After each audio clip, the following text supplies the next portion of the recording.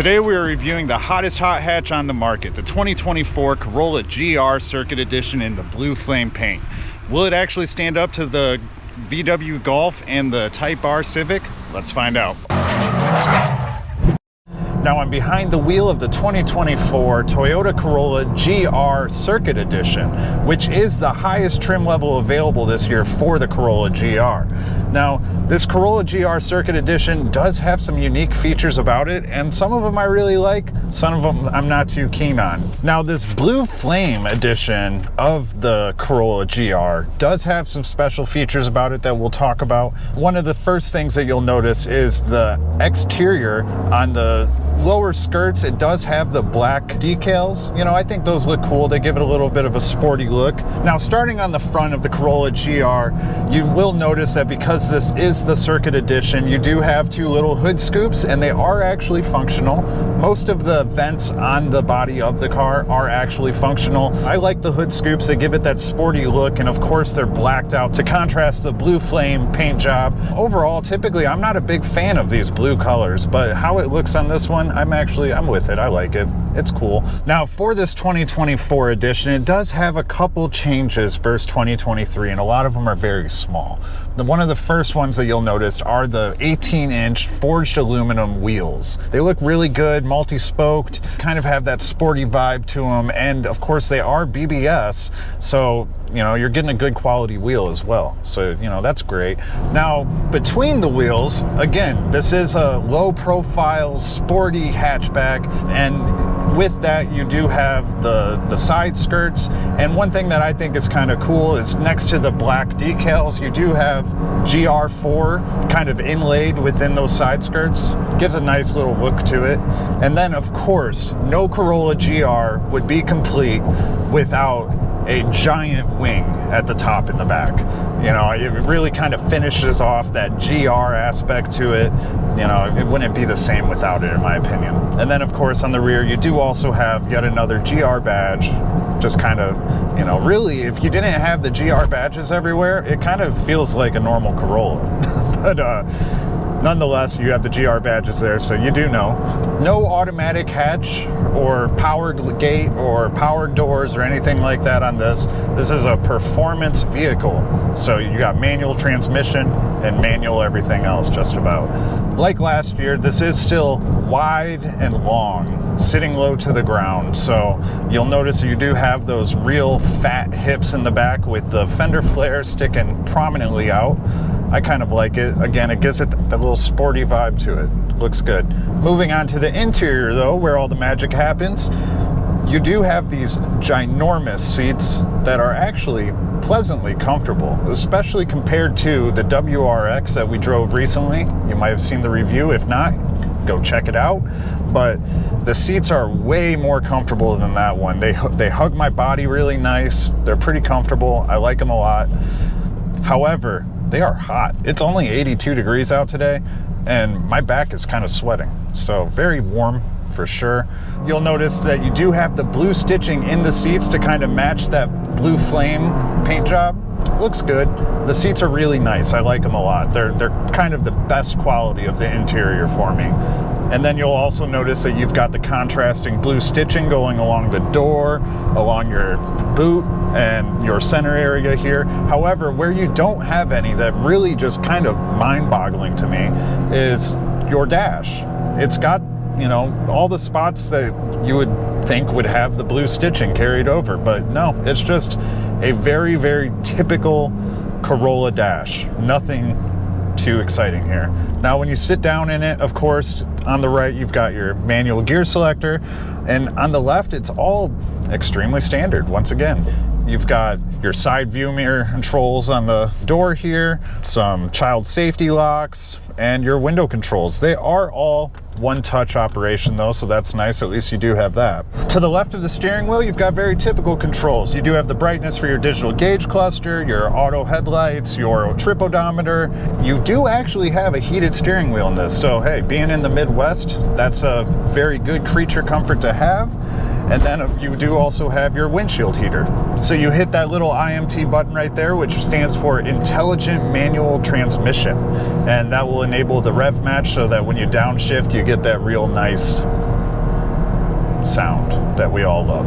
Moving on to the steering wheel itself, again, all very simple, easy to track down, easy to find, easy to press, and you've got your driver functions on the right and your menu functions on the left. So on the right, you've got your lane control, you've got your adaptive cruise control, and then your skip forward and backwards, you know. And then on the left-hand side, you've got the buttons for your calling, your voice assistance, volume, and your menu navigation buttons. One nice thing that you do have, despite this lacking a lot of technological features, you do have a 12-inch digital gauge cluster, and you know what? I like it. It functions just about how you would expect it to.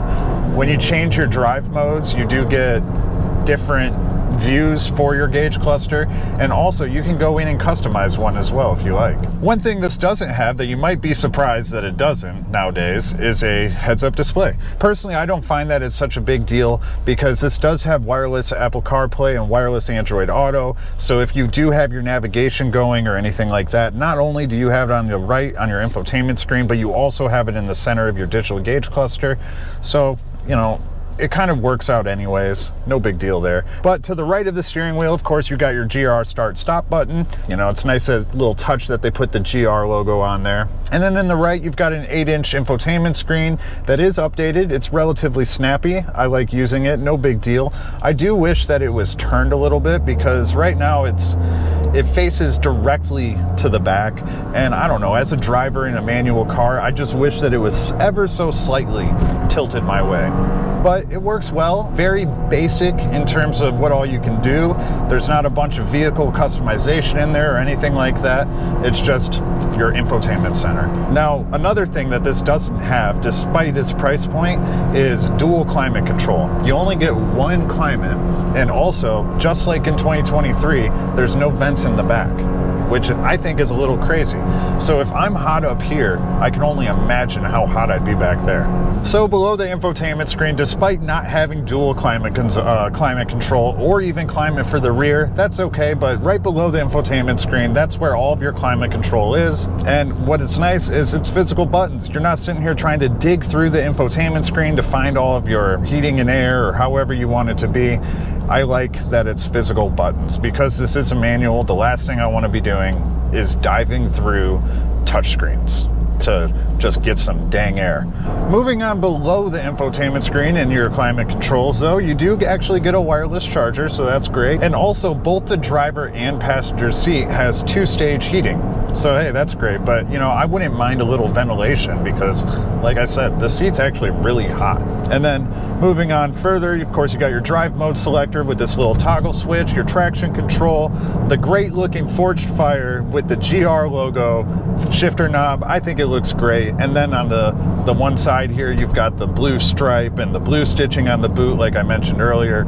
I do think it looks good. I would just like to see some more of that characteristic carry on throughout the car. Like the back seats even have it. Why doesn't the dash? I just can't get it. But anyways, that's fine. And then you've got this little knob here that they also had in 2023, but not a lot of cars have it. So this is for your power distribution. You can have it either set into the front, which gives you 60-40 to the front, and then you can set it to the rear, which gives you 70-30 to the rear.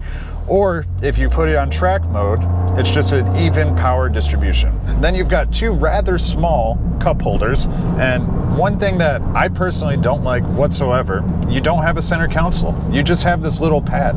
There's nowhere for my elbow to go, unless I am trying to just hit Uncle Steve with it. He's gonna call OSHA. So you've got a Type-C port for the front, Type-C port for the rear, and then a 12-volt outlet there in the cigarette lighter style. And now, I know I didn't mention it, but that's because there's not much to mention. The seats are fully manual, both the driver and the passenger. So the only seat control you get is moving your seat forwards and backwards, the backrest, of course, and then up and down if you want that. Last but not least, one thing that I do really like though is your rear view mirror is basically bezel-less, so you can't see any edges. It's basically an infinity mirror, but you do get 3 home link buttons still. And then above the rear view mirror, you've got your dome lights, your door lights, and that's about it. Some notification lights. As for my thoughts on the drive and the car itself, you know, I do wish that the steering wheel was a little bit thicker. I really like BMW's steering wheel, especially for their M series, and I just wish that this was a little bit thicker. I don't like when it wraps around and when my hand can almost wrap around and like touch itself. I like a little bit more to grab, you know. But overall, the drive is very responsive. The steering wheel especially, any sort of wiggle, I can feel it trying to move on the road. So, you know, very responsive steering, very sporty steering. It's really light though, so it doesn't take really any effort to move it. I don't know, that could be good or bad considering this is a track car. I would like a little bit more resistance there in the steering wheel. Another thing that I personally don't like whatsoever is the clutch. The clutch pedal itself has, I'll let Steve talk more about it, but it took me a minute to get used to trying to find the friction point and with how far it is, and it's just it's kind of a mess. I'm not a big fan of it, but I don't feel any turbo lag. It's kind of snappy. You know, it's fun to drive, but it's not as fun as some other muscle cars or performance cars that I've driven, especially recently. But yeah, I mean, overall, the seats are really comfortable. I'm very comfortable in it.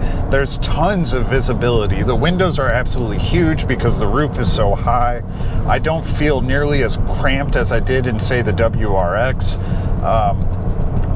Yeah, I mean, it's pleasurable to drive. Also, as far as safety features go, this does basically have just about everything you would normally expect nowadays. Safety features have gotten to become pretty standard nowadays. So this is running Toyota's latest Safety Sense 3.0. So you do have lane departure alerts, smart cruise control, adaptive cruise control, and it'll help you stay in your lane. Also, because this is a Circuit Edition, it does have your upgraded JBL sound system. I personally am nowhere near as excited about it as George was last year when he reviewed the 2023 model. I would pick something else, but we'll touch more on that here. Let's have Uncle Steve hop in the seat and see what he thinks. So now Uncle Steve talk about this Toyota Corolla Gr Circuit Edition. Well, for the model they offer, it's only have 3 models. The Quad, which is the base model, and then the Premium, and this, the Circuit Edition. And then for the powertrain, it's just one powertrain, which is the 1.6 liter 3-cylinder turbocharged with a 6-speed manual transmission. They call it IMT, the Intelligent Manual Transmission. It produces 300 horsepower and 273 foot-pound of torque. So the upgrade for the Premium model basically is just all performance part. As upgrade, brake upgrade, and also the one biggest upgrade is the LSD. So basically, it's just giving more traction, especially when you take off and when you're cornering. Without LSD, your car have less traction, which is basically, in other words, basically you're driving on ice with no LSD. So imagine you're driving on ice, you have no traction. So it doesn't matter how many horsepower you have, you're not going anywhere. So that is the good thing for high performance car. Does that make sense? That makes a lot of sense. You explained that very well. And that pretty much that's it for the Premium model. And then for the Circuit Edition, you have all this upgrade for the Premium and also a carbon fiber roof. The carbon forged roof is really nice looking. Yeah. And functional hood vent and a big spoiler in the back, which is helping downforce in the back. As far as pricing, Uncle Steve, the Core starts out at $37,635. The Premium comes in at $41,455, and the Circuit Edition that we're driving today starts out at $46,275. So how much difference between the Premium and the Circuits? So you're paying $5,000 for style points. I agree and disagree. The roof actually is a good upgrade. You can upgrade the brakes, or just buy it and put it on. But it's really hard for people to upgrade the roof. You probably have to pay somebody at the body shop to do it. So for $5,000, I think it's okay. It's something that you cannot do yourself, or you cannot. Or you have to spend a lot of money to upgrade that. You know, Steve, one thing that I'm actually not a big fan about this is, yes, it's a hatchback. I've loved hatchbacks for as long as I can remember, but when you get a hatchback, one of the first things you expect is substantially more space in the trunk. Yeah, right? I'm so agree with you. And you actually don't get a lot of extra space back there. And one of the reasons for that is the raised floor, right? They just raised the floor. And the main reason for that is because they moved the battery back there for different weight distribution. And I just think that was a terrible move. Keep the battery in the front, put the floor back down in the bottom, and you know, get more ample space. But you do get 17.8 cubic feet of space back there. And of course you can lay down the rear seats flat all the way. I just think that it could have been better. Speaking about space, it's one thing I really don't like is the back seat. Seriously, like you put a child seat on it, and actually you don't have a lot of room between the child seat and the front seat. And also I sit in the back, I felt like I'm sitting on third row seat. So yeah, it's more practical than a two-door sport car, but on the other hand, it's still small. Yeah, I mean, with how the back seat is, I almost would imagine it as a two-door hatchback instead of a four-door. Yeah. But nonetheless, that is what it is. Yeah, another thing I don't like is the clutch pedal. I drove manual car daily, and also driving a lot of manual cars through my life. So this is by far the worst clutch pedal that I ever experienced. It's really high, and I do believe it's adjustable, but from the factory it's high. It's high from the floor to the friction point, and also high from the friction point to all the way to the pedal that release. Yeah, it's a completely different friction point and long travel pedal, you know. So like the friction point's like almost when you have the pedal fully released, but at the same time you've got like a whole foot that you can depress it. Yeah, the shifter is nice though. Short flow shifter. I don't have to go all the way in and all the way. It's pretty short. Yeah. Compared to WRX that we did. Besides that, the handle is great. I did some cornering, like hard cornering, is handled really good. It's better than the WRX, but not better than the Type R. For me, I really think the Type R is so much better in terms of everything. And also, I don't know how reliable this engine is gonna be in terms of the number that I read online. The compression ratio is like high, 10.5, and which means that stress the engine. And also the turbo boost. The maximum boost is about 25.2 for the maximum boost that you can get from this engine. That is really high compared to the Type R or even WRX. The STI is around 19-20 PSI for the turbo. And 5 pounds is a lot. That will stress out the engines a lot. And the engine is made out of aluminum, so it's even worse. So Josh, what do you like and what do you don't like about this car? I like that it's a hatchback. I love hatchbacks. I was always a huge Golf fan or Rabbit fan, depending on what age of the car you're looking at. But I like how it looks. I like how it sits. The handling, like you said, is fantastic. I do wish that there were some different cosmetic changes to kind of really bring through the special edition. But in terms of is it for me or not, no. I would go get a Golf. Or even, I haven't drove a Type R, but I've heard lots of great things. But I would personally rather a Golf. I tend to agree with everything you said. So, yeah, in conclusion, do we think that this is a good value? What do you think? Is it? Yeah, it's a good value. They started off like 36,000. Yeah, but I feel like if you're gonna get it, you have to get at least the Circuit Edition, because otherwise you lose out on everything. Yeah, because they're supposed to be built for people who go to the track. Right. But overall, I do think it's a good little hot hatch. You know, Yeah. it's fun to drive It's and good everything. value too. Yeah, good value. Affordable. Good gas mileage, 21, 28. That's pretty solid. Yeah. Let us know in the comments what you think of the 2024 Corolla Gr Circuit Edition. Would you buy it? Would you pass on it? Would you get the Type R? Or would you go get the Golf? I don't know. Let me know what you think. Smash up the like, subscribe to the channel, and we'll see you on the next video.